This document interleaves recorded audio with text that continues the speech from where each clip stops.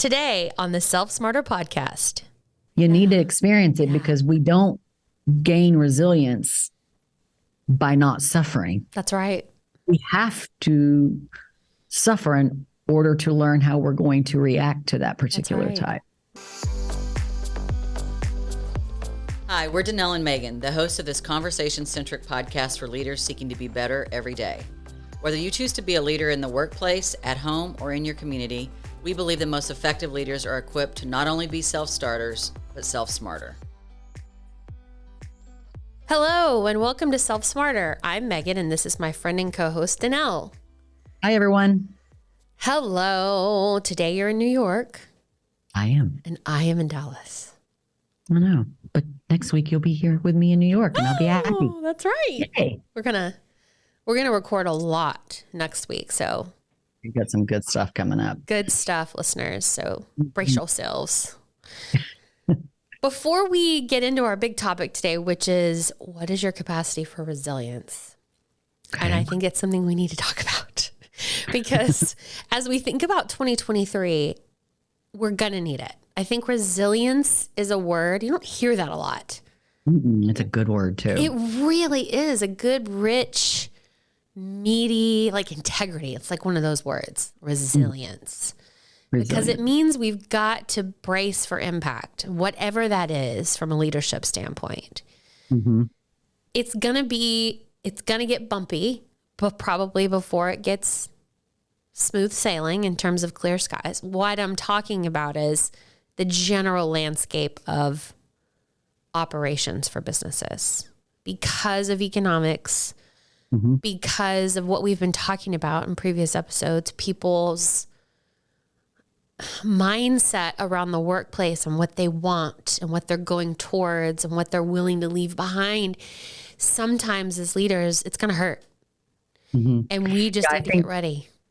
Yeah. I think that, the macro impact of what's happening in the workforce in general. And then, there's a lot that goes in play with that. Of course, it's driven by economics, and we're still dealing with what we became post-COVID. I mean, we're still like sorting through that. So we're sorting through the shakeout, really, from and definitely in the workplace. And so that's an opportunity for leadership, but it can also be almost sometimes at your peril if you're not paying attention, which is why we did the episodes where we talked about the quiet quitting and where we did the episodes talking about gaslighting. And, we're talking about some subjects that I don't necessarily raise my hand and get all excited about, but I know that if we're not paying attention to those things, and we've received a lot of really, great input, that thank you for doing those episodes because I can relate to that now, but I wasn't paying attention to that. So that's, I think part of resilience is preparing yourself. And I think you used a good term as like brace for impact. When we're prepared, a lot of times we can navigate the realities that are coming our way, whether that's on a macro scale or on a micro scale. So things that we may be already, dealing with an individual in our company, or, again, if your business is growing and you've got to hire right now, I got to tell you, it's a different ball game than it was 3 years ago. I don't care what you're hiring for. And there's a lot of reasons for that. And so, resilience is critical. And I think it's one of those things that if you're not conscious of it, then you're not going to fully be able to prepare yourself in a way that to where you're not caught off guard, knocked back, 10 feet. Which is why we do this podcast, is for that very purpose. We just wanted to be very specific about resilience in this one. Mm-hmm. Speaking of resilience, it's also our 50th episode. Whoa. I know. So it ties. I just chills woo. Wow. 50. Well, 50 is kind of a number that a lot resonates with me. Yes, it does. One a week for a year. Wow. It's a lot. Even with our days, like our weeks off. So y'all know we've had bye weeks, like around Christmas or New Year's. Mostly weeks where we're going to be super hungover after hanging out with family. Well, we had to have a bye week last week because apparently because of the Snowmageddon. Yes, we did. Yes. But even still, it's our 50th episode. So, well, let's just take this opportunity to just thank everyone because, we wouldn't continue to be as committed or motivated to this journey if it weren't for all of you. Absolutely. And your support and the continued growth. And there's not a week that goes by that I don't have some rich conversation, either someone in agreement with what we said, someone thanking us for what we said. And my favorite is when someone has an alternative opinion about something we talked about. I love that too. And then of course, if anybody brings up music moments or shares something with me, that's icing on the cake. But yeah, thank you. Just again, thank you listeners for believing in us. And we hope that you continue to help share this work that we're doing and this conversations that we are having so that others can benefit from it. So again, just thanks again. Thank you. Thank you, listeners, especially for your phone calls and emails and texts. Like Danelle said, those of you that are listening and reaching out to us and saying that was really impactful. Thank you. That's great to hear.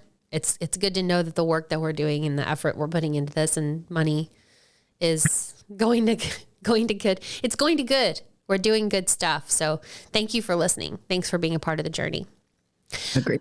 Okay, before we jump into resilience, let's hop to this quick commercial. Okay, what I'm about to tell you is no joke, podcast listeners. One of the things we pride ourselves on at DMA is our ability to analyze marketing performance with the best of them. To share the love in 2023, we're selling our competitive assessments for businesses 50% off our regularly published price. That's right. To find out more, connect with me at info@dma-solutions.com and find out how we can put you in a position to win smarter in 2023. Okie dokie. Let's talk about resilience and what it is and how people do it right. Danelle, tell us a little bit about resilience. So resilience is the capacity to withstand or to recover quickly from difficulties and toughness. When I first read this definition that you found, it all made sense, resonated with me. I think one word kind of stood out to me, and that was quickly. And so I want to talk about that more. And it says, the truth being is that as humans, we're going to experience pain in our lives. Finding resiliency is almost an essential part of the human condition. That's right.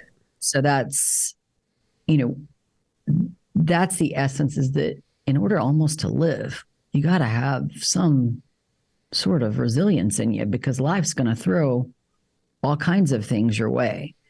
And so I think the word quickly stood out to me as being something that I was like, I need this episode too. I need to study up on resilience.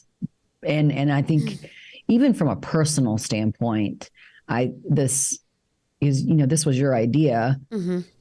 I was excited. I was like, oh, wait a minute. I'm going to learn as much as everyone else this week. And so what we're sharing are things that we consciously decided to teach ourselves and learn about. Yeah. I mean, it's kind of in alignment with episode 49 where we were talking about atomic habits. And I wanted to talk about resiliency just because of the year that's coming for everyone in terms of, what we talked about at the beginning.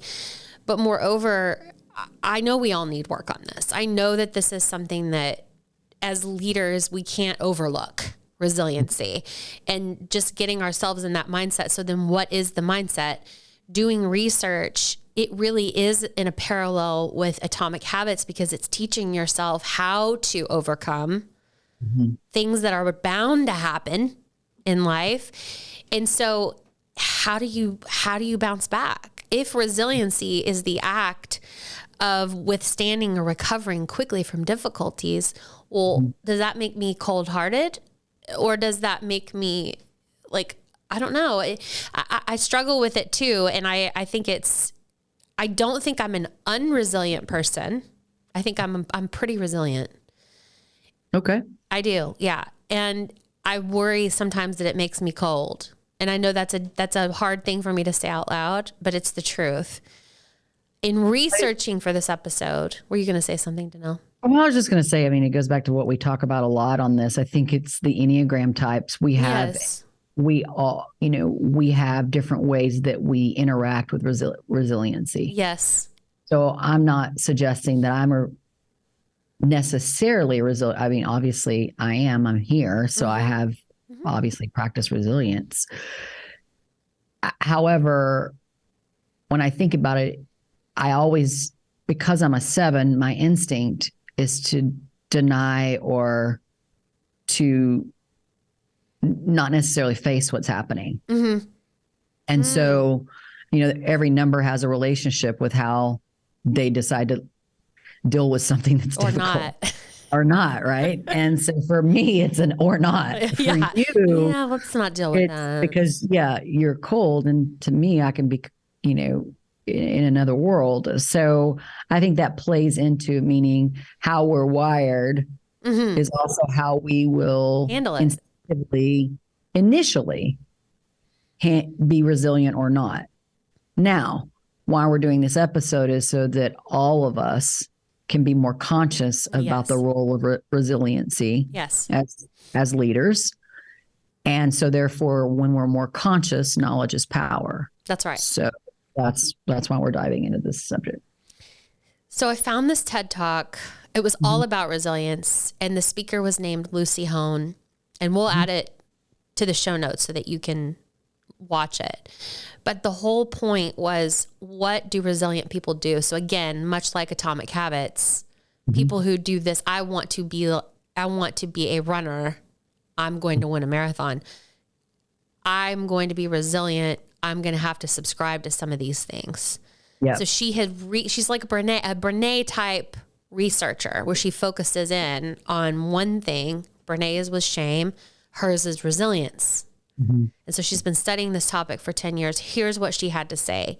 Number 1, resilient people accept that suffering is part of life. So number 1, I'm going to need to suffer. In a leadership capacity, I think of things like failure, people leaving the organization, complaining about me or someone I love in the organization, or complaining about something I believe in, as the time when needing resiliency is necessary. For me, that's how I see it in leadership. Yeah. And I think the part of this is that accepting that suffering is part of life. It's also accepting that you're not alone in that suffering. That's right. And so that, we all suffer, whether it's personally or professionally. And so I think, again, we talk about it on here, is that leadership can be it can be at times feel very lonely. And I think part of it is when you are suffering, because maybe you think, gosh, why is this happening in our organization, when it's, it can feel like it is only happening in your organization when it's most likely very common. Right. And so I think leaning into being resilient is to understand that we're not alone. And passing that on. So imagining someone who's coming into an office, coming in to share something with you as a leader, and you having the wherewithal to pass along that, listen, hardships are going to happen in life, and this is going to be one of them, and we're going to get through it together. That's just teaching that habitual resiliency needed. And that's hard. Yeah, that's hard as a leader. I remember, as Megan continued to, really step into her leadership role at the company, and I knew what was coming, and I know what's coming for every single leader at the company. And I had dealt with it almost as a Lone Ranger, which perpetuated my poor leadership skills, which is what we want to curb with this podcast. And certainly we've been working on for years within our organization, but I knew what was coming. I knew, and I kind of, again, y'all know that I'm a visual person. It's like, here come the arrows, and the arrows don't hit you in the front. You don't see them coming. They hit you in the back. Right. That is just a part of leadership, is that people are going to turn on you whether that's your ideals, what your decisions you make for the organization or about their work. That is part of it. And I think that's a big part of what makes sometimes people's decision to truly become a leader, and a good one at that, is to accept that you're just going to take some arrows in the back. That's right. And then on top of that is that I had an instinct to want to protect you from that. Mm-hmm. And of course. Others, of course. Yeah. But and no different than I want to protect my daughter from certain things. Some things make sense. Yeah. Some things actually, no, you need to experience it, because we don't gain resilience by not suffering. That's right. We have to suffer in order to learn how we're going to react to that particular type. Maybe one of the hardest life lessons there is learning the act of resiliency. Yeah. Now that we get into this episode, you gotta fail in order to bounce back. Right. And you're talking about, with me having this, this is my personality. So I'm not pointing fingers at people, but I tend to have this idyllic view of what leadership would look like. So Danelle promotes me into a quote unquote leadership role, and I automatically think, oh, I'm going to be able to do this well. Well, no, guess what? You're not. And people aren't going to like it. And they're going to, unfortunately, have things to say that you're probably not going to like, and it's going to hurt a little bit. And that's what you're talking about. Yeah. Your face at times would be a bit of disbelief, like, oh, that's not going to happen to me. That's going to happen. That happened to you, but it's not going to happen to me. So then when I watched it for the first time, I just sat there and it was horrible. Yeah. Terrible. And then there was the other part of you is like, then why the hell am I signing up for this program? Now wait a minute. Okay. Yeah. Right. Okay. Yeah, that's fun. No, let's make it fun, because it is heavy stuff. So she also mentions resilient people are good at choosing where they give their attention on any given day. Mm-hmm. They're also able to focus on things they can change versus those that they can't. I know. That one was really big to me. I mean, we've talked about it a lot over the last 3 years. And, as humans, we have the ability to focus on negative things or aspects of life when oftentimes positive outcomes or circumstances are imminent. And I think we all know we can look at a situation. We control how we see a situation. We control how we react to it. So, at our company, we started to thinking about, in any instance, what we could do. And you really helped shape that in our organization. We called it yes and. Mm-hmm. It's the art of understanding what is possible in this moment, even if the choices really we need to be able to do these 10 things to be successful. What's one thing we can do right now? That's right. We can't get to all the 10. And, I struggled with that mindset. And I think it's, and I won't go off on the Enneagram. It was predominantly my 6 wing stepping in, and, I'm looking towards what's the worst case scenario. Yes. And I have to take a step back. And so I think in our organization, we do a very good job today about being able to identify what is possible, what we can do. And it's in little moments when we're, as individuals, working through things, and then also as a team in a company, and certainly in exchanges with our clients. Yeah, this looks like, in leaders, I know you'll be able to, if I can just try to paint this picture, a room full of angry managers talking about all the worst case scenarios of what's going to happen, and not one positive light in the room, right? Just because it's just bad, whatever it is, to have the wherewithal to say, okay, all right, we got all the negatives out there, so we know what all that is.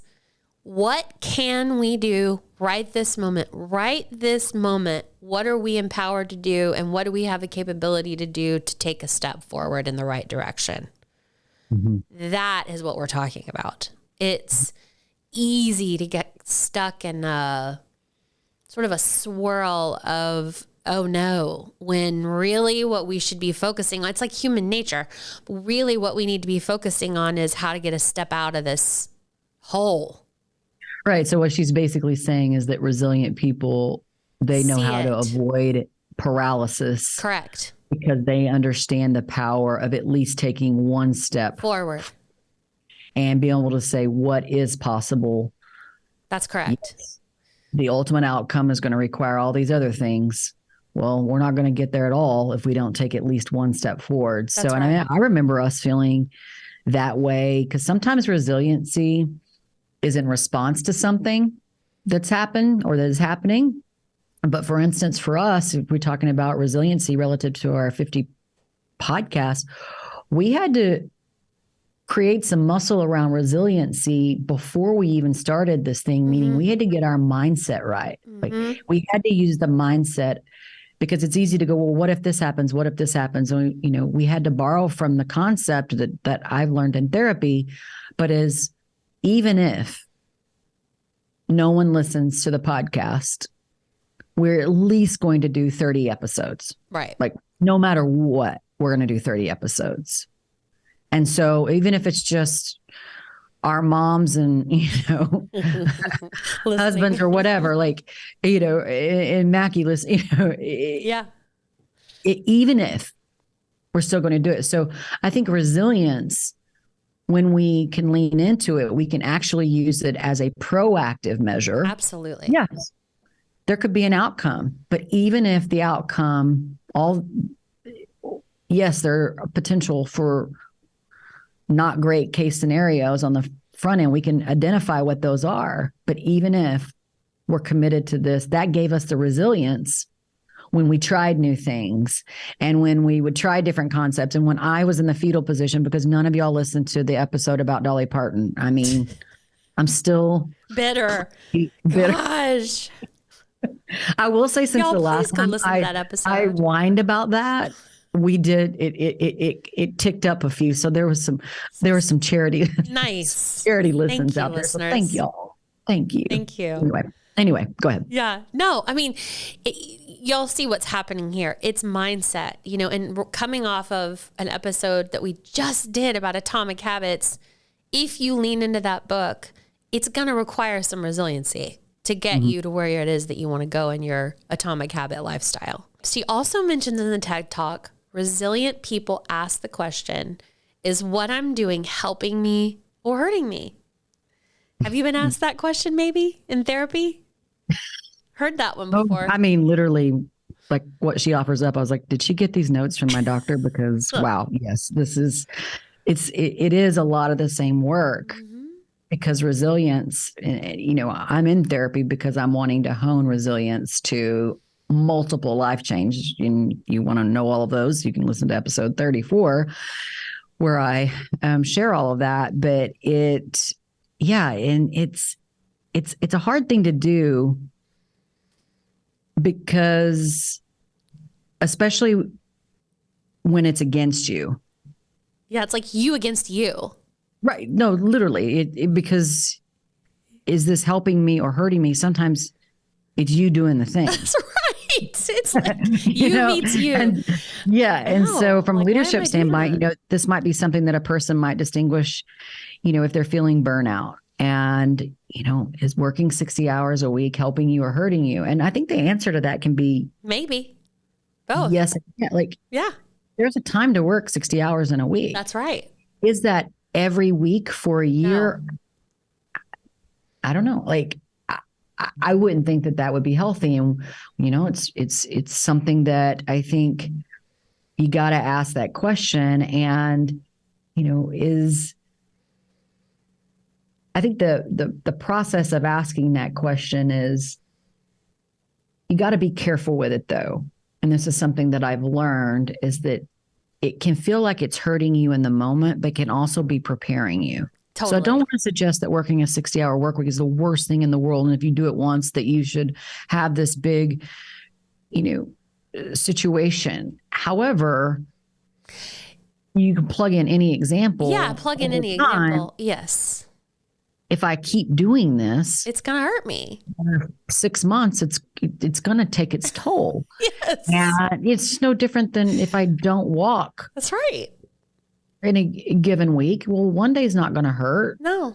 But over time, I will be asking my questions. Is this helping me or is this hurting me? Like figure it out. And so I see this where I sit now. I see this a lot in leadership with, I hear this. I hear sometimes people tell me to my face, like in a good way, like they're sharing to me in a one-on-one, or they've shared with somebody else and I'm hearing it secondhand. So there's that. But I hear things like, I do this. Well, maybe you've done that once. I don't. Yeah, don't claim it to be a regularity when it's a one-time thing. Yeah. But even when it's done once and we're complaining about it, it worries me from a resiliency standpoint, right? So, I'm going to personally start asking that question of people that I'm hearing these types of things from is that helping you or hurting you? I can't solve that for you. You got to decide. And is it helping you or hurting you? Sometimes it is going to help you. The 60 hours a week, that's a good example. I worked 60 hours a week last week. I'm tired. Well, yeah, I bet, that's probably not sustainable. But if it's something that you're having to do that's going to make you better or all of us better, it's probably a good time spent. Maybe, I don't know. I mean, listen, since 2020, we've had a hell of a time as leaders navigating change and all the things that you just talked about, burnout, perfection, things out of your control, etc. Now we're heading into a year where economic conditions are worrisome for a lot of people and a lot of business leaders. How do you recommend that we navigate change and uncertainty? I mean, I feel like we have to, again, I think you stated it correctly. It is a mindset. Mm-hmm.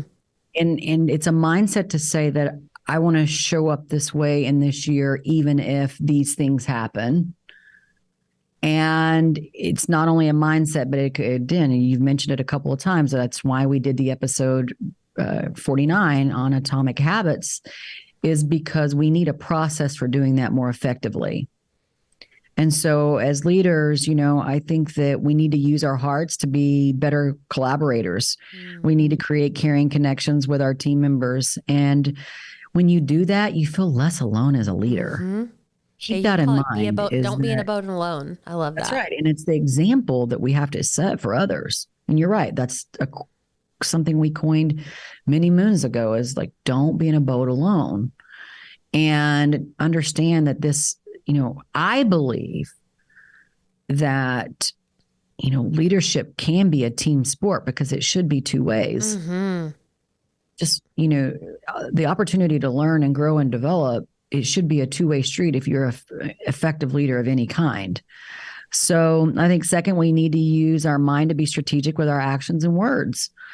And we need to lead with decisive and impactful statements and actions that you put on your team.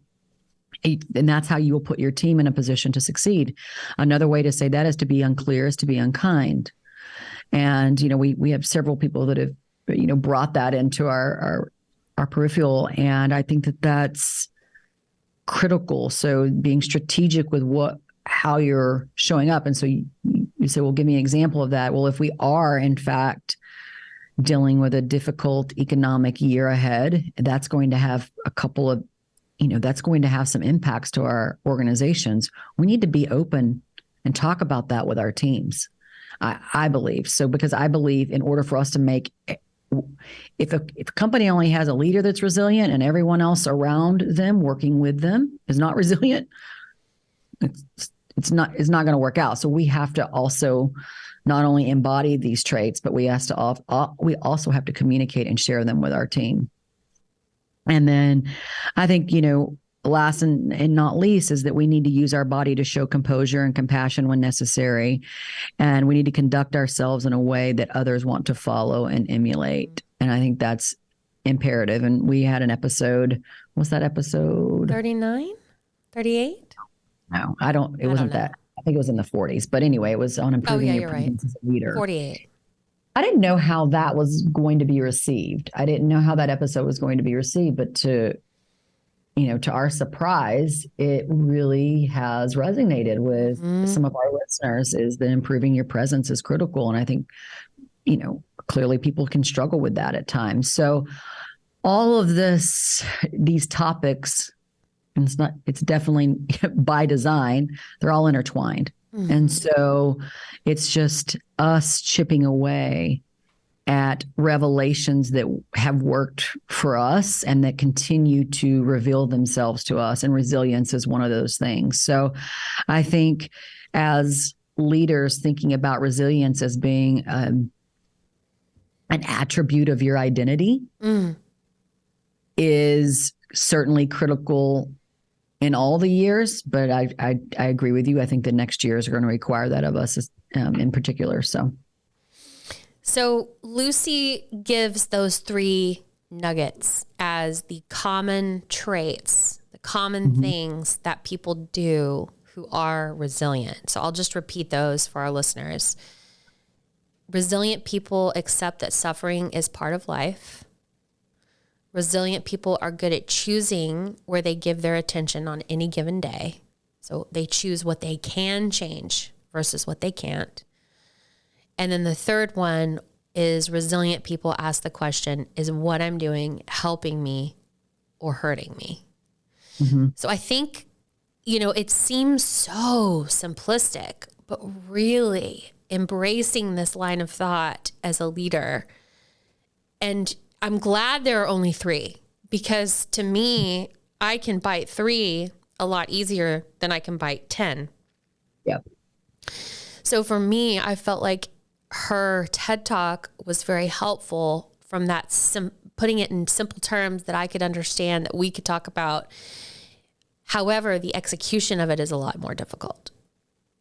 Yeah, difficult is relative. Okay.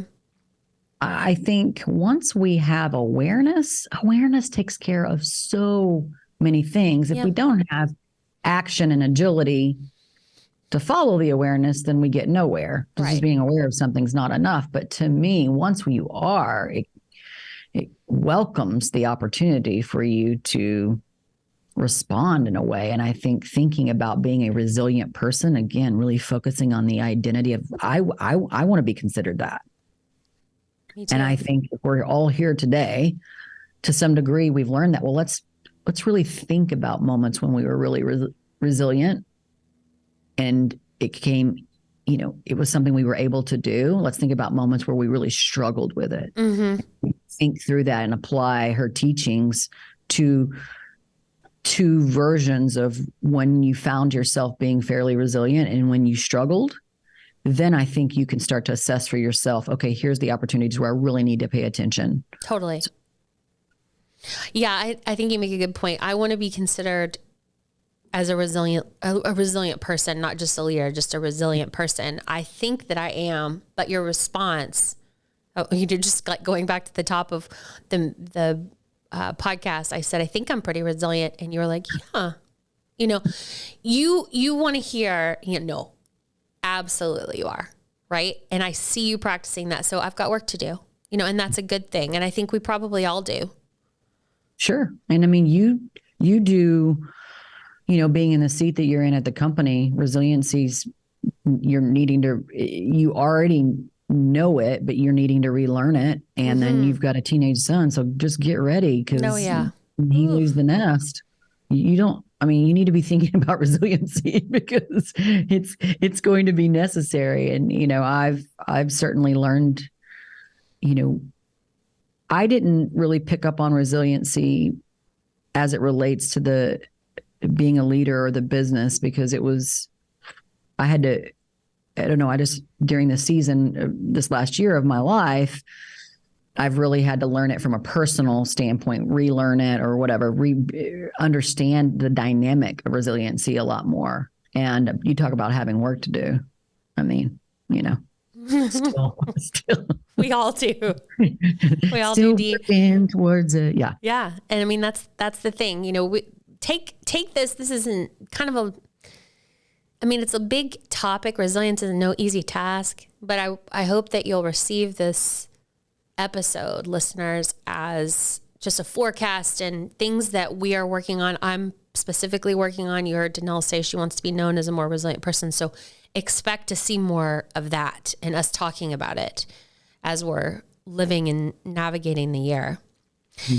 We love quotes. We love sharing quotes. I found this quote and I wanted to see if you could guess who said it. This is a very resilient person. When I think about resilience, I mean, I can think of a lot of people, but this person really stood out. So I looked for a quote that this person said. So here's the quote. Do not judge me by my successes. And this is going to be hard to guess. Do not judge me by my successes. Judge me by how many times I fell down and got back up again. And you and I learned more about this person in our travels. So I will give you that. He's not an American. It's a man. It's not Maya Angelou then. It's not Maya. Mm-mm. Okay. I thought it was Maya. Oh man. I know it's tough. It's a toughie, but when I say it, you're going to get it. Okay. Who is it? All right. It's Nelson Mandela. Dang it. I know. Think about resilience there. Yeah. Yeah. I mean, so, I like that one of his statements is don't judge me now that I'm president of South Africa. Mm-hmm. He's not anymore, but when he was, judge me by how many times I fell down and got back up again. Judge me by how many times they put me in jail and I sustained it, Funny, because I was rereading a quote this weekend, earlier this week or is this Monday? Gosh, I don't know. My days get mixed up here. But it was, it's not the critic who counts. Yes. Along the same lines of, the one that needs to be celebrated is the one that's in the ring. Yeah. The one in the ring, taking the knocks, taking the hits and falling and getting right back up and saying, give me more, give me more. Give me more. And so, and Brene based a whole book on that called Daring Greatly. And I think that, that's resilience. Mm-hmm. It's absolutely, if you need a visual or a definition that by example. So, yes. All right. What do you think, listeners? We'd love to hear what you think about relative to resiliency. You can tell us, you can send us a note, quite frankly, straight through our website, the Self Smarter Podcast website. We have a form there. We'd love to hear from you. Or you can go to our Instagram accounts. Danelle has Why Not Fresh. I have Megan Zweig, no secret there. You can direct messages there, or you can go to our Self Smarter Podcasts locations on Instagram or Facebook and tell us what you think. We'd love to hear from you about resiliency. And if there's anyone that sticks out to you as being very resilient, we're looking for idols. So we'd love to hear who you look toward. Okay. Transitioning to music moment.